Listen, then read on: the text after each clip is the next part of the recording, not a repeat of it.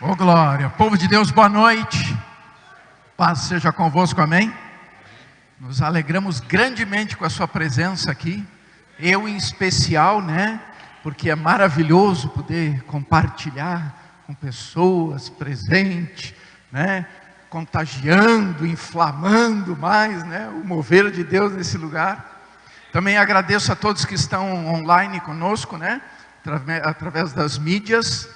E também quero deixar o meu abraço. Tem pessoas que, quando colocam um comentário ali, mandam um abraço, né? Então eu quero deixar 2 abraços especiais.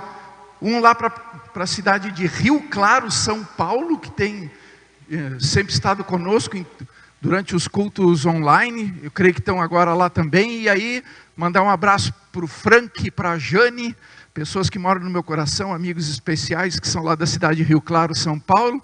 E também mandar um grande abraço lá para a turma de Uruguaiana, né, que sempre manda um oizinho, dizendo que estão conosco, né, ali Uruguaiana, Rio Grande do Sul. Amém? Deus quer falar comigo e com você nessa noite. E Ele tem palavras de vida, de vitória e de bênção, amém? Então abra comigo ali no livro de 2 Reis, capítulo de número 3. Antigo Testamento aí, 2º livro de Reis, capítulo 3. Nós vamos ler os versos 17 e 18. Diz assim: porque assim diz o Senhor, não sentireis vento, nem vereis chuva. Todavia, este vale se encherá de tanta água, que bebereis vós e o vosso gado e os vossos animais. Isto é ainda pouco aos olhos do Senhor, de maneira que também entregará Moabe nas vossas mãos. Amém? Coloca a mão no coração agora e diga a liberdade que você dá para ser ministrado por essa palavra diante de Deus. Senhor, essa é a tua palavra. E nós sabemos que a tua palavra é a revelação da tua vontade, do teu poder a favor de nossas vidas. Que em nome de Jesus, mediante a liberdade agora que damos em nossos corações, sejamos por ela ministrados e ricamente abençoados, mediante a tua vontade manifesta e o teu poder que nela está revelado, e que em nome de Jesus assim seja. Espírito Santo, me entrego totalmente nas tuas mãos, para que seja tu a falar através de mim, mediante essa liberdade que eu te dou, e que assim seja. Amém. E todos podem tomar o vosso lugar. Glória a Deus. Meus amados, essa palavra fala de um evento, de um momento, de um fato histórico e que está relatado na Bíblia por alguns motivos. Dentre eles, para nós conhecermos o poder de Deus, para nós entendermos como Ele age, como Ele manifesta o seu poder, como Ele resolve situações, como Ele libera palavra de ordem, como Ele determina as coisas diante de um clamor, diante de uma súplica, diante de uma oração. Tudo que está relatado na Bíblia manifesta a grandeza da glória de Deus. E quando nós entendemos que diante de fatos que estão descritos aqui, há uma manifestação de Deus que revela algo da sua natureza, nós conseguimos interpretar e entender que diante de situações que sejam semelhantes, ou até mesmo com a mesma força, com a mesma intensidade que está relatado aqui, nós temos direito ao mesmo mover, ao mesmo agir, ao mesmo manifestar da glória de Deus. Por quê? Porque diante do que Ele revelou a respeito da sua ação, da sua manifestação, naquele fato que ali está, Ele continua tendo o mesmo poder, a mesma autoridade, Ele continua cumprindo aquilo que Ele assumiu de compromisso diante de determinadas necessidades de revelar a grandeza da sua glória. Dá para entender, irmãos? Ou seja, tudo que está na Bíblia é algo que eu tenho direito. Se a Bíblia diz que pode, então eu posso. E se ela revela essa verdade, eu tenho direito sim de buscar, de reivindicar e de tomar posse dessa mesma verdade para a minha vida. Afinal de contas, Deus é imutável. Ele continua sendo o mesmo. Tanto é que o próprio Jesus disse que Ele é o mesmo de ontem, o mesmo hoje e será o mesmo amanhã. Diz que em Deus não há sombra de variação. Ele é constante. Esse fato tem uma narrativa bem interessante. Eu tenho orado e apresentado determinadas coisas diante de Deus, e Deus sempre tem acalmado meu coração. Ele diz: Namor, olha aqui esse texto, né? Como eu gosto muito de ler, volta e meia eu estou lendo a Bíblia, e Deus chega: Namor, olha o que está aqui nesse texto. Tu acha que eu não tenho poder de fazer a mesma coisa que eu fiz? Aí a gente até desiste de pedir coisa, né, irmãos? Aí a gente começa a dizer: Deus, Tu é maravilhoso. Tu é maravilhoso, Deus. Te amo. Aleluia. Não precisa pedir mais nada depois de uma resposta dessa, amém? Aí eu estava lendo essa passagem porque eu disse: Deus, hoje à noite nós vamos estar ali reunidos, juntamente com aqueles que vão estar também participando online, e nós precisamos de uma palavra de vida. E Deus me levou a esse texto. A esse texto. Por quê? Nós encontramos aqui um fato verídico, que revela o poder e a vontade de Deus, na vida de 3 reis.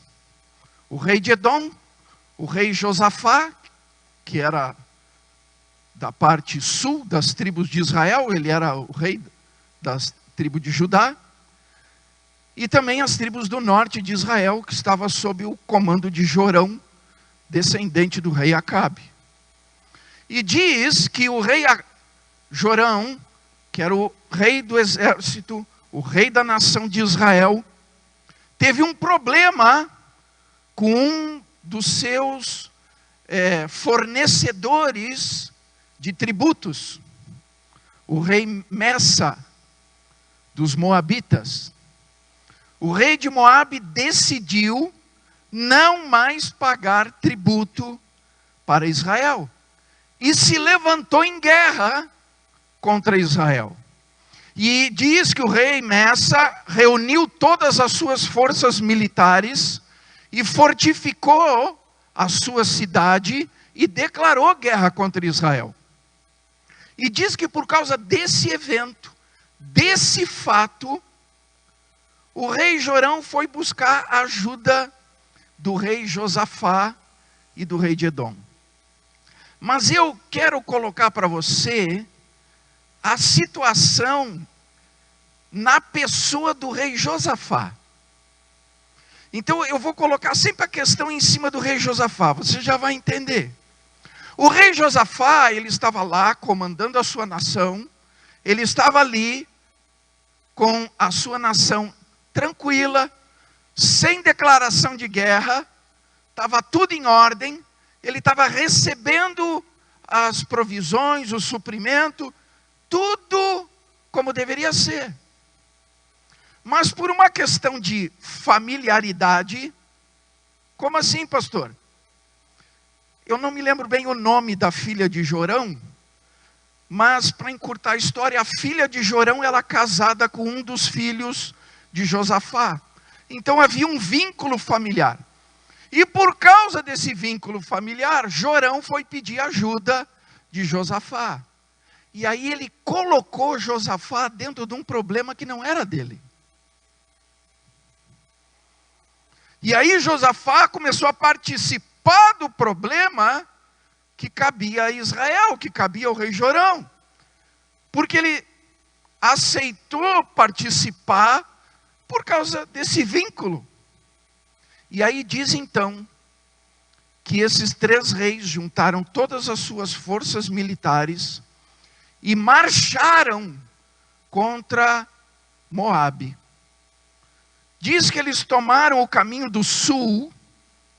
Era um caminho um pouco mais complicado, porque eles teriam que passar pelo vale de Edom, porque nesse caminho eles chegariam à região de Moabe pela parte mais enfraquecida daquela fortaleza. Por ser a parte mais enfraquecida, era mais fácil de dar o início do conflito e tomarem Moabe à força. Como eles fizeram esse trajeto, inesperadamente no caminho, eles não encontraram recursos hídricos. Não havia fonte de águas naquela rota que eles escolheram. E durante a caminhada, diz que eles marcharam por 7 dias. 3 forças militares, a força militar do exército de Israel, a força militar do exército de Judá e a força militar do exército de Edom. Marcharam 7 dias, e quando chegaram no vale de Edom, diz que faltou água. Não havia mais suprimento de água que pudesse saciar a sede das tropas. E aí, irmãos, nós estamos falando de centenas de milhares de soldados. Nós estamos falando de um número expressivo de guerreiros, de soldados. E mais ainda, cavalos, que também precisavam beber água. E todo o rebanho, pastor, as forças militares levavam rebanho com eles? Sim. Vocês acham que eles iam comer como? Naquela época, uma empreitada militar, além dos cavalos que eram usados para o combate, era necessário levar gado para, no percurso e durante o combate, irem matando para alimentar a tropa. Amém? Então nós estamos falando de muita gente precisando de água. E diz que não havia recurso hídrico em lugar nenhum daquela região. E aí a coisa, como a gente diz, ficou feia. A situação ficou apertada, a situação ficou complicada. Os recursos necessários para a vida cessaram. Porque água é vida, irmãos. Sem água,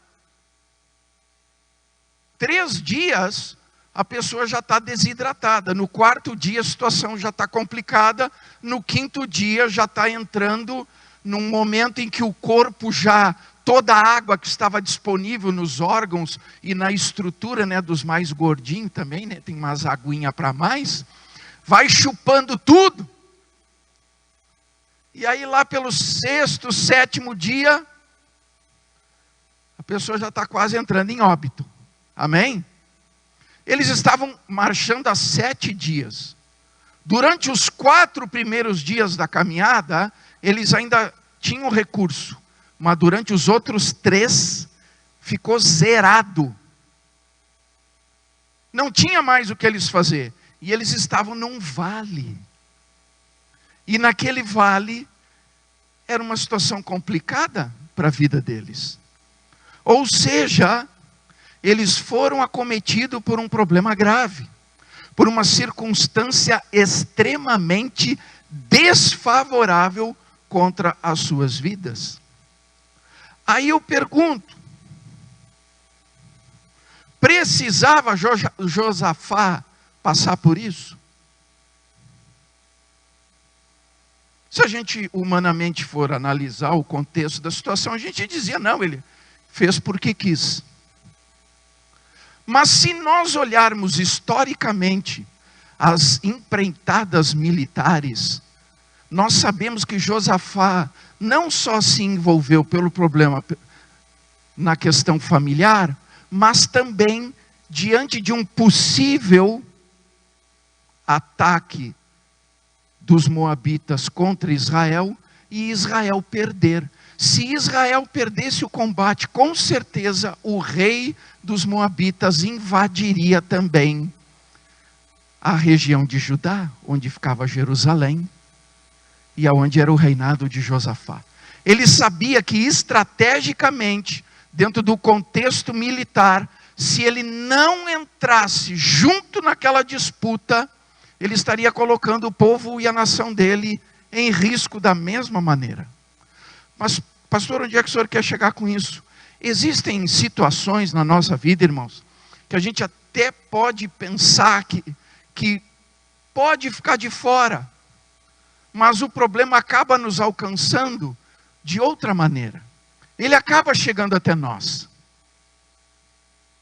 E aí a gente acaba entrando dentro do mesmo contexto em que os outros estão envolvidos. Não por escolha, mas pelo que a circunstância promove. Se nós pegarmos o contexto que estamos vivenciando hoje, não foi a nação brasileira que criou esse vírus. Esse vírus foi feito lá do outro lado do mundo. Mas ele veio contaminando todas as nações. E chegou até aqui. Nós não tivemos como escapar. Fazemos parte do contexto. Fazemos parte da circunstância. Fazemos parte do problema. Mas também fazemos parte da solução. Amém? Nós também fazemos parte da solução. E nós podemos sim alterar as circunstâncias desfavoráveis contra nós. Como assim, pastor? Meus queridos, diz que quando eles chegaram nessa circunstância, onde eles estavam à mercê de morrer, um homem mudou a história de 3 exércitos. Josafá. É por isso que eu quero focar nele. Porque, irmãos, a gente pode estar junto no problema, mas não podemos estar misturados. Como assim, pastor? Juntos, porque não tem como escapar do problema. Mas não podemos estar misturados porque nós somos aqueles que creem. Nós somos aqueles que sabemos a quem servimos. Nós somos aquele que temos um Deus em quem podemos confiar. Nós temos um Deus que tem palavra de vida para nós. Nós temos um Deus sim que cuida, que guarda, que protege, que zela, que os seus olhos estão atentos, que os seus ouvidos estão abertos para o nosso clamor, para a nossa súplica, por aquilo que necessitamos, precisamos, pedimos, porque através de Cristo nós temos sim como ter resposta. Nós temos sim como ter vitória. Nós temos sim como mudar as circunstâncias. A palavra de Deus diz que Deus transforma até o mal em bem. E Ele faz o impossível se tornar possível. Irmãos, tem alguns versículos que eu tenho bem definido no meu coração, diante de experiências de vida. Experiências. Circunstâncias que eu posso testificar que Deus agiu exatamente como Ele disse que ia agir. E Ele manifestou o poder dEle, mostrou a soberania dEle e trouxe a vitória. Porque Ele é fiel à sua palavra. Deus, eu creio que Ele deixou esse versículo para a gente lembrar dEle o tempo todo diante de coisas difíceis, até mesmo impossíveis. Diz assim: querendo Deus agir, quem o pode impedir? Olha, irmão, você já parou para pensar a intensidade dessa frase? Querendo Deus agir, ou seja, se Ele quer, Ele faz. Ninguém impede Ele de fazer. É só Ele dizer: eu quero. Eu quero. Tem até uns outros exemplos na Bíblia. Jesus não chamou o cego Bartimeu? E diz para ele: o que tu queres? Ah, eu quero ver. Então vê.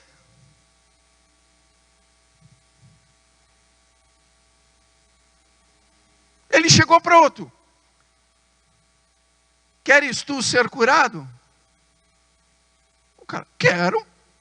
Então fica. Gente, para Deus é simples. É simples, é só Ele querer. Se Ele quer, Ele faz. E se Ele decidiu fazer, quem vai impedir Ele? Dá para entender, irmãos?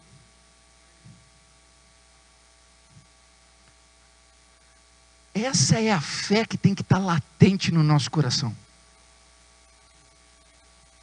Se você pegar ali de marcha ré no texto de Reis que a gente leu e pegar no mesmo capítulo 3, no verso 11, olha só a postura de Josafá. Ele estava junto no problema, mas ele era daqueles que creem. Ele estava junto no problema, mas ele é daqueles que sabem quem ele crê. Ele estava junto no problema, mas ele tinha um posicionamento de confiança na pessoa de Deus. Nós podemos estar juntos, mas não podemos estar misturados, irmãos, com incredulidade. Nós podemos estar juntos diante de um problema, mas a gente não tem que participar de murmuração de derrotados. Nós podemos estar juntos no problema, mas a gente não pode permitir que a desmotivação dos outros nos contamine. Porque afinal de contas, cremos ou não cremos? Diz ali no verso 11, quando aconteceu o problema, quando a adversidade veio, quando a situação difícil se manifestou, quando eles estavam à beira da morte, por não ter água, e a água representa a vida, eles estavam sem uma possibilidade de manter a sua existência, por causa da situação. Diz que Josafá teve a seguinte postura: perguntou, porém, Josafá: não há aqui algum profeta do Senhor, para que consultemos o Senhor por ele? Irmãos, essa tem que ser a nossa primeira postura diante de problemas. Não importa o que os outros dizem, não importa o que os outros acham, não importa o que os outros pensam. É hora de dobrar o joelho e perguntar o que Deus pensa. Esse é o ponto, irmãos. Esse é o ponto. Mas tem muita gente dando ouvido para esses manipuladores de desgraça. Tem muita gente dando ouvido e se abatendo, ficando triste. Tem gente até ficando deprimida, porque fica dando ouvido para essa cambada que está manipulando informação para botar dinheiro na cueca e levar para casa. Porque a gente sabe, irmãos, o coronavírus mata, mas a corrupção no Brasil mata muito mais. Esse é o pior vírus que tem no Brasil. Se chama corrupção. Esse é o pior. Mas tem gente dando ouvido para as notícias desses corruptos, que querem só forrar os bolsos, usando notícia fraudulenta, para criar pânico e histeria, e se aproveitar de recursos, com a desgraça alheia. Como sempre, né? Frise-se. A gente sabe que nem todos os políticos são assim, mas dá para contar nos dedos os que não são.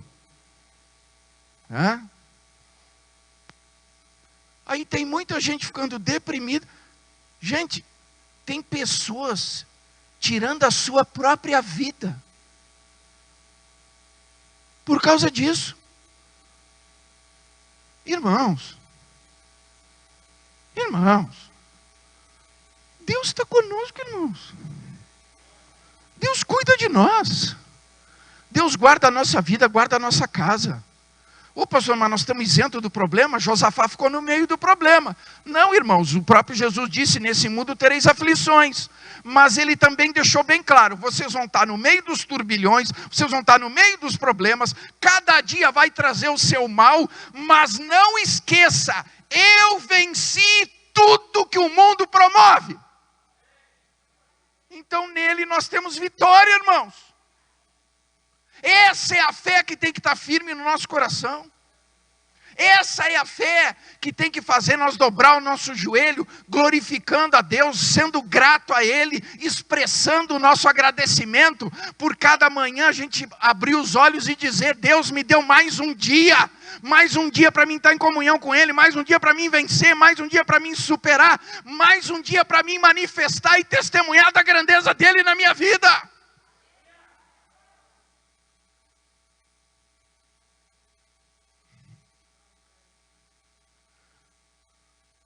Irmãos, em vez de olhar a notícia e ficar perdendo tempo de olhar a notícia, abre a palavra de Deus. Abre a palavra de Deus, ela vai falar com você. Ela não vai criar pânico e nem terror. Não, ela vai te trazer conforto, consolo e certeza de que tem um Deus que tem poder de te dar vitória.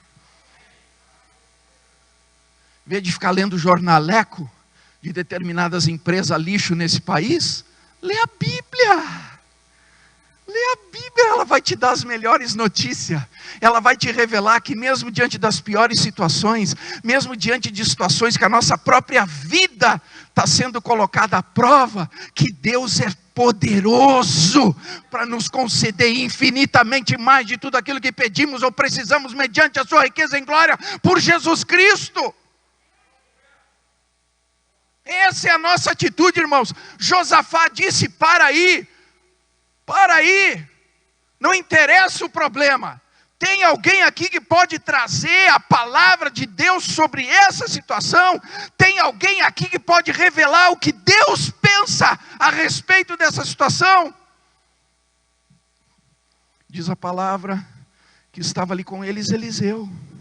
Se você ler o resto do versículo, respondeu um dos servos do rei de Israel, aqui está Eliseu, filho de Safate, que deitava água sobre as mãos de Elias. Irmãos, quando a gente busca Deus, Deus sempre tem uma palavra para nós. Palavra de vida. Palavra de vitória. Palavra de poder. Palavra que nos fortalece. Palavra que alicerça a nossa fé e nos dá convicção de que nele sim temos como vencer, como superar, como ser abençoados, como em meio ao deserto colher o melhor do fruto dessa terra. Josafá foi buscar a palavra. O que nós temos buscado nesse tempo, irmãos? Porque é isso que nós temos que buscar, é o que a palavra diz. Não interessa o que os jornalecos aí dizem. Não interessa o que essas canal de TV podre estão divulgando. Interessa o que Deus pensa sobre a situação. E Deus está dizendo aqui para mim e para você, que pode até a nossa vida estar em jogo. Ele tem poder de nos dar provisão. Ele tem poder de suprir o que é necessário para que a gente tenha vida e vida com abundância. É nessa verdade que a gente tem que andar, irmãos. É nessa fé que a gente tem que andar. Prudência é bom? Sim. Temos que ter prudência até para respeitar os outros. Né? A gente tem um convívio social, então temos que ter prudência. Mas eu não tenho medo de sair de casa. Vim aqui para a igreja todo dia que me chamaram para me atender. Quem precisou de palavra, eu estava aqui para ser profeta de Deus para quem me buscou. Eu não disse, não, eu estou aqui, eu não posso sair, estou em lockdown. Não mesmo. Estou para servir a Deus. E Deus disse, olha, aquele que crê em mim, os sinais os seguirão. Vão pisar serpentes e escorpiões e não lhes fará dano algum. Pode até tomar veneno que não vai morrer. Vai pisar na cabeça de Satanás e dano algum vai receber na sua vida. Vírus nenhum tem poder contra aquele que crê. Eu posso até pegar o vírus, mas maior é Deus para me abençoar, para me dar vitória, para me dar saúde, para mudar a história da minha vida, para mim glorificar a Ele num testemunho de cura poderoso.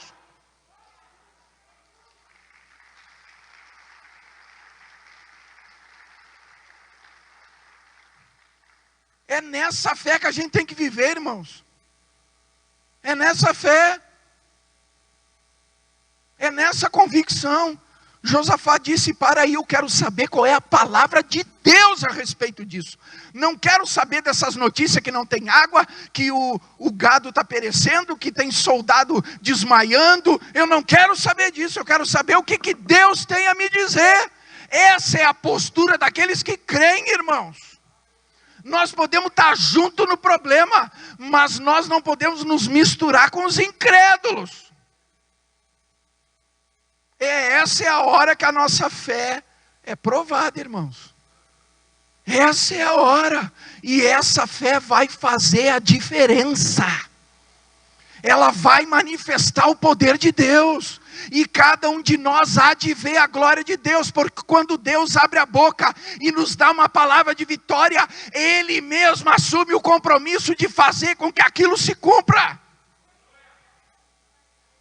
Sabe o que o profeta disse? Ele diz: para aí, eu já vou dizer para vocês o que Deus pensa a respeito dessa situação. Foi exatamente os versículos que a gente leu. Diz ali: disse assim Eliseu, assim diz o Senhor, fazei neste vale covas e covas. E diz por quê? Porque assim diz o Senhor, não sentireis vento, nem vereis chuva. Todavia este vale se encherá de tanta água, que bebereis vós e o vosso gado e os vossos animais.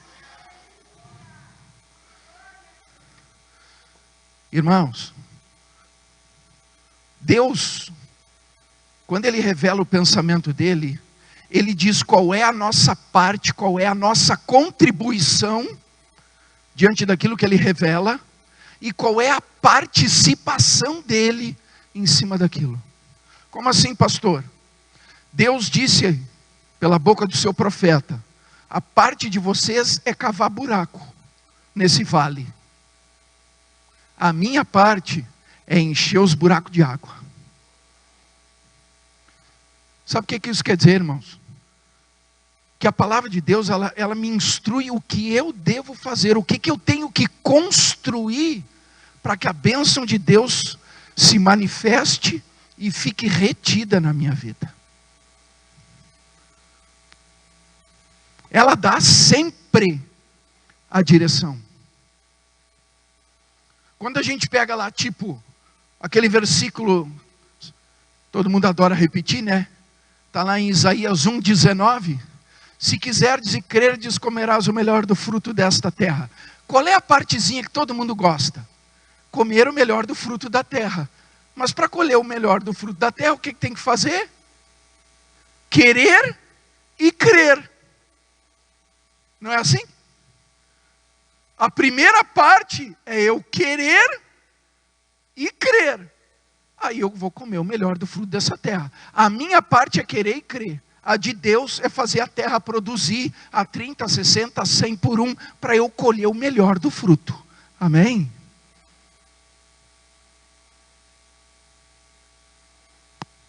Tanto é que Jesus também confirmou isso, lá em Mateus 6,33, onde ele disse: buscai primeiro o reino dos céus e a sua justiça, as demais coisas vos serão acrescentadas. Essa é a verdade de Deus para nós. Quando eu tomo o posicionamento correto, Josafá tomou o posicionamento correto.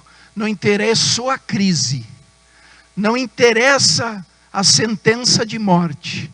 Ele foi querer saber qual era a sentença de Deus sobre a sentença de morte. Dá para entender? E Deus revelou. Josafá, manda os soldados cavarem covas. Depois que vocês cavarem as covas, eu vou assumir o compromisso de fazê-las encher. Amém, irmãos? Diz que os soldados cavaram. O que é cavar? Cavar é o momento da fé, irmãos. Eu recebi a palavra e agora o que eu faço? Se Deus me deu uma palavra, ela vem impulsionada por um propósito de uma atitude, de acordo com aquilo que ela revela. Vou dar um exemplo aqui, me lembrei de uma.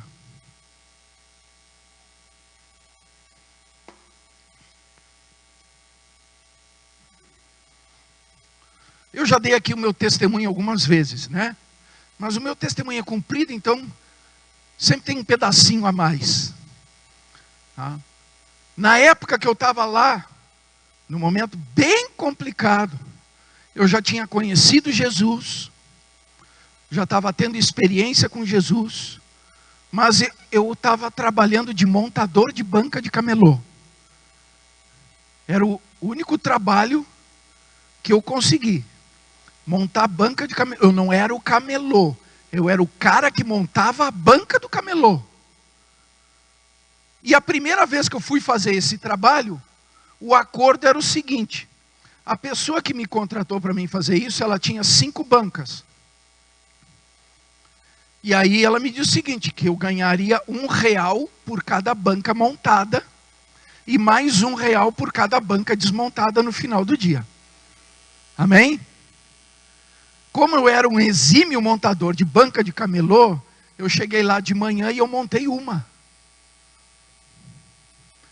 O cara ficou apavorado e ele começou a montar as outras enquanto eu ia terminando aquela primeira. O que vocês acham que ele me deu? R$1. Naquela época já era R$1, porque era 1995, acho por aí. 1995, acho que já era R$1. Ele me deu R$1, eu montei uma banca. Não foi o acordo? Ele cumpriu o acordo. Agora olha para mim aqui, eu peguei aquela moedinha de R$1. Isso eu me lembro bem claro, porque quem passa não esquece, amém? O que eu pensei na minha cabeça? Na cidade onde eu morava, lá no Rio Grande do Sul, naquela época, um saquinho de leite, lembra que o leite vinha em saquinho? Um saquinho de leite era 60 centavos. E o pãozinho francês era 10 centavos cada um. O que eu pensei na minha cabeça? Eu disse, eu vou comprar um saquinho de 1 litro de leite e 4 pãezinhos. Dá 1 copo de leite para cada um e 1 pãozinho para cada um. Dá para todo mundo encher a barriguinha, nós era 4. Foi assim que eu pensei. Continha rápida, básica. Estou indo para casa. E nessa época eu estava tendo as minhas primeiras experiências com Deus. Na caminhada, o Espírito Santo fala no meu coração assim, Namur, 10 centavos daí não é teu.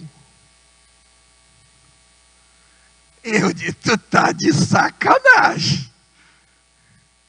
Essa voz não é de Deus, isso aí não é de Deus, isso aí. Gente, eu ia caminhando e o Espírito Santo ia me incomodando. Pastor, mas Deus não precisa de 10 centavos, eu sei. Eu disse isso para ele. Eu disse, Deus, está de sacanagem, né? O que tu quer com uma moeda de 10 centavos? Para com isso, né? Porque a primeira reação que a gente tem é a reação humana. Amém? Mas aí Deus me liberou uma palavra, ele disse assim, Namur, não quero 10 centavos. Eu não preciso de 10 centavos. Eu preciso de legalidade. Eu disse, Deus, como assim legalidade? O que tem a ver? Eles namoram, o que diz a minha palavra? Aí veio aquele versículozinho na cabeça, né? Que todo mundo fica meio revoltos quando a gente fala. Né? Trazei todos os dízimos à casa do tesouro, para que nela haja mantimento e suprimento. E depois disso fazei prova de mim, se eu não vos abrir as janelas do céu e derramar sobre vós com a maior abundância. Não é isso que diz? Qual é a primeira parte do versículo? Não é eu dar legalidade? Não é eu fazer o que eu tenho que fazer? Para depois Deus fazer o que Ele tem que fazer? Irmãos, olha para mim aqui. Eu fiquei sem comer o pãozinho. Lá em Uruguaiana a gente chama de bulicho, né? Esses mercadinhos de secos e molhados. Eu fui caminhando, né? Cheguei num armazenzinho desse. Troquei, o cara ficou me olhando. Acho que ele ficou pensando, para que esse cara quer trocar uma moeda de R$1? Troquei, peguei os 10 centavos. E lá na cidade de Uruguaiana, a igreja onde eu me converti, tinha 3 cultos por dia, todos os dias. E no domingo tinha 4. Eram 19 cultos por semana. Sabe o que é isso? Não parava nunca, de manhã, de tarde, de noite, de manhã, de tarde, de noite, de manhã, de tarde, de noite. Aí eu cheguei lá no culto da manhã, sentei e fiquei esperando o pastor chamar para os dízimos, para as ofertas. Irmãos do céu, levantei do banco com aquela moedinha. Fui lá na frente. Larguei a mão lá no fundo, para não fazer barulho, né? Para não passar vergonha. Larguei a moedinha e disse assim, a legalidade que tu quer está aqui. Irmãos, é meio doido essas coisas que eu vou falar para vocês. Mas por causa daquela fidelidade, daquela ação, daquela legalidade, no final da semana eu estava com R$50 no bolso. Nem me pergunta como, R$50 no bolso. Rapaz do céu, pensa um cara que estava imaginando levar um saquinho de leite e 4 pãezinhos para casa, chegar com feijão, com arroz, com fralda descartável, com leite. Meu, pensa num cara bobo. Hã? Dá para entender, irmãos? Deus disse, Josafá, tudo bem, eu vou fazer um milagre, mas vá lá cavar buraco. Vá lá colocar tua fé em ação. Vá lá mostrar que tu crê. Vá lá agir da maneira correta para me dar legalidade, para mim ter poder de agir. Irmãos, diz que eles cavaram buracos. Eu não sei quantos buracos, mas eu imagino que aquilo lá que era um queijo suíço. Hã? Devia estar um queijo suíço aquele vale. Sabe o que aconteceu? Quero ler com você. Diz ali no verso 20 do capítulo 3. O que aconteceu depois que eles cavaram os buracos? Diz que pela manhã, ao apresentar-se a oferta de manjares, eis que vinham as águas pelo caminho de Edom, e a terra se encheu de água. Dá para você imaginar, irmãos? Ninguém ouviu o vento. Porque a gente fica prestando atenção no vento, né? O vento começa a soprar, ele começa a vir meio geladinho, a gente diz, isso aí é vento de chuva. Não é assim que a gente faz? Deus disse, não, vocês não vão sentir vento não. A gente às vezes olha para o céu, vê aquelas nuvens todas negras se acumulando, a gente diz, vai cair temporal. Não é assim? Mas Deus disse, vocês não vão ver chuva. Vocês não vão sentir vento. Vocês não vão ver chuva, mas eu vou encher esse vale de água. Irmãos, eles não sentiram o vento, não ouviram a chuva, mas a água veio. E diz que encheu o vale. Deus está dizendo que se você fizer a tua parte, Ele vai fazer transbordar as bênçãos dEle na sua vida. Deus está dizendo que não vai te faltar nada se você botar tua fé nele, se você crer na palavra que ele dá, se você praticar a palavra que ele tem te revelado, se você fizer o que ele diz, aquilo que brota no teu coração, diante do que você lê na palavra, diante do que você medita na palavra, porque a palavra fala, a palavra revela a vontade de Deus, a palavra manifesta o poder de Deus, e se eu creio, me aposto, e eu boto em prática o que Ele me diz, vai transbordar de bênção nas nossas vidas. Se coloca de pé.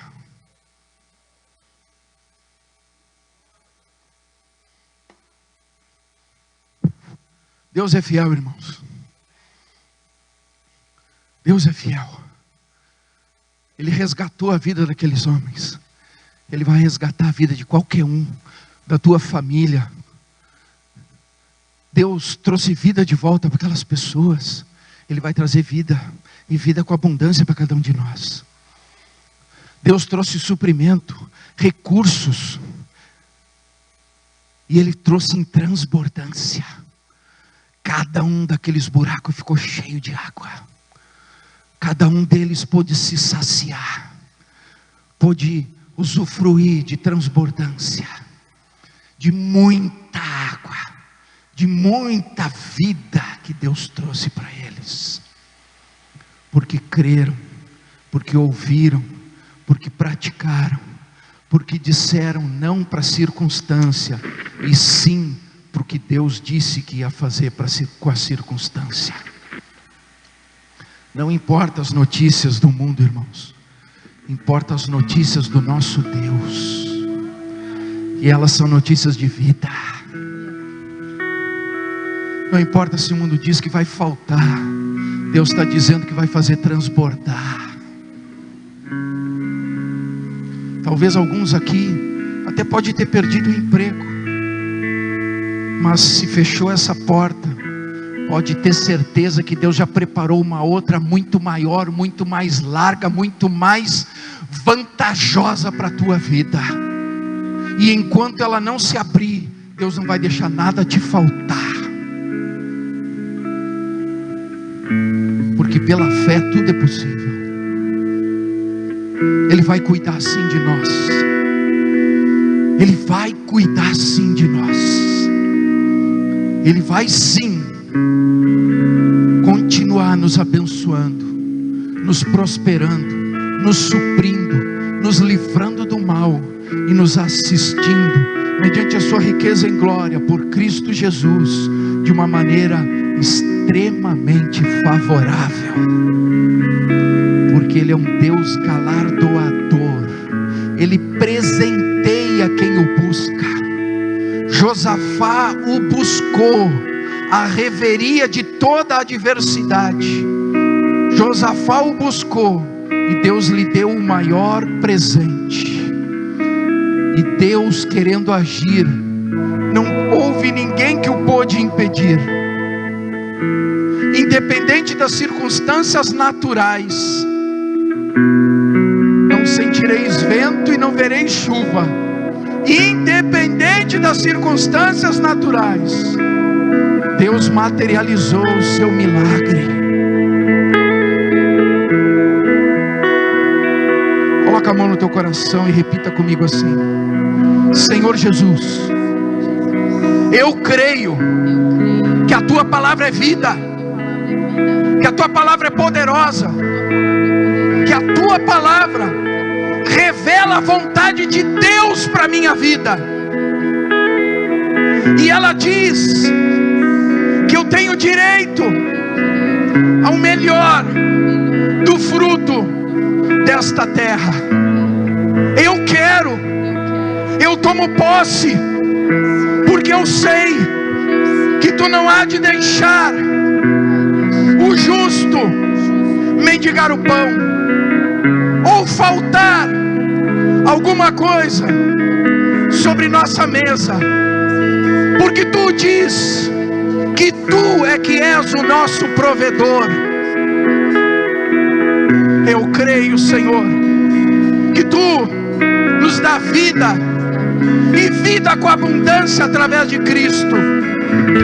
Então eu sei que a doença, que a enfermidade não é maior do que a vida que Cristo manifesta no meu coração. Eu quero a saúde, quero a cura, quero o milagre, quero as tuas bênçãos, quero a tua prosperidade, quero a manifestação da tua graça, do teu amor, e que tu faças que as palavras que tu liberar ao meu coração, quando eu buscar as tuas notícias na Bíblia, se tornem cada uma delas vivas, poderosas e eficazes a meu favor, para produzir o teu milagre, a tua bênção, a tua vitória na minha vida. Eu te agradeço, porque eu creio que tu és fiel à tua palavra, e tu não há de me desamparar, mas se necessário for, há de me tomar em teus braços e me conduzir para o outro lado do problema, para que eu possa nos meus lábios entoar o cântico de vitória. Aleluia.